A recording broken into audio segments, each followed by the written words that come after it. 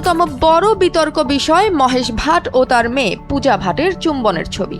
90 দশকে একটি ম্যাগাজিনের প্রচ্ছদে প্রকাশিত সেই ছবি প্রকাশের পর তোলপাড় হয়েছিল পুরো বলিউড। সামাজিক সমালোচনা, কটাক্ষ ও নানা প্রশ্নে মুখর ছিল গণমাধ্যম। দীর্ঘদিন ধরে বিতর্কটি নিয়ে আলোচনা হলেও বিষয়টি নিয়ে বাবা মেয়ে তেমন কিছু বলেননি। তবে অবশেষে নীরবতা ভাঙলেন মহেশ ভাট।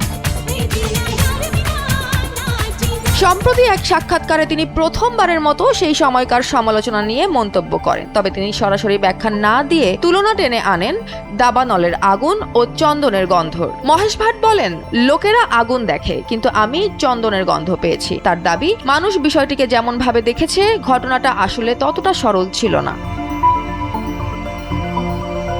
মহেশ ভাট জানান, বিতর্ক চলাকালীন তিনি বলেছিলেন, পূজা যদি আমার মেয়ে না হতো আমি তাকে বিয়ে করতাম। বহু বছর পরও তিনি সেই মন্তব্যে অটল। তার ভাষ্য, পূজার ব্যক্তিত্ব ও স্বাধীন মনোভাব তাকে সব সময় মুগ্ধ করেছে। সেই প্রশংসা থেকেই মন্তব্যটি করেছিলেন, যা ভুলভাবে ব্যাখ্যা করা হয়েছিল।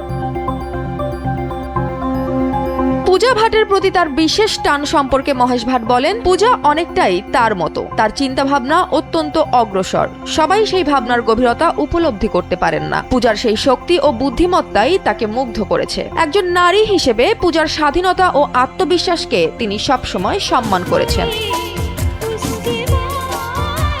চুমুর ঘটনার ব্যাখ্যা দিতে গিয়ে মহেশ ভাট জানান, সেটি ছিল সম্মানের প্রকাশ, ভুল বোঝাবুঝির নয়। তার ভাষায়, ওর সেই বুদ্ধিমত্তাকে সম্মান জানিয়েই চুমু খেয়েছিলাম। তার দাবি, ছবিটি যেভাবে ব্যাখ্যা করা হয়েছিল তা বাস্তব পরিস্থিতির সঙ্গে মিল ছিল না। মানুষ কেবল দেখেছে বিতর্ক, কিন্তু সম্পর্কের গভীরতা অনুধাবন করেনি।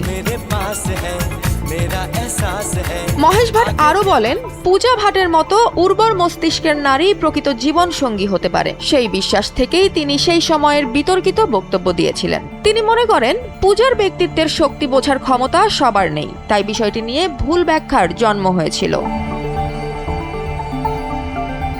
দীর্ঘ সময় পর মহেশ ভাটের এই মন্তব্য নতুন করে আবারও বিতর্কের জন্ম দিয়েছে। তবে তিনি পরিষ্কার বলেছেন, তার মন্তব্য বা ছবির উদ্দেশ্য ছিল কখনোই নেতিবাচক নয়, বরং পূজা ভাট যে গভীর চিন্তাশক্তি, মননশীলতা ও সাহসী মনোভাবের অধিকারী তা স্বীকার করতেই তিনি এমন প্রকাশ করেছিলেন। মহেশ ভাটের মতে, বিষয়টিকে বিচার করা উচিত সময়, প্রেক্ষাপট ও তাদের পারস্পরিক সম্পর্কের বোঝার মাধ্যমে, কেবল চাঞ্চল্য সৃষ্টি করার চোখে নয়।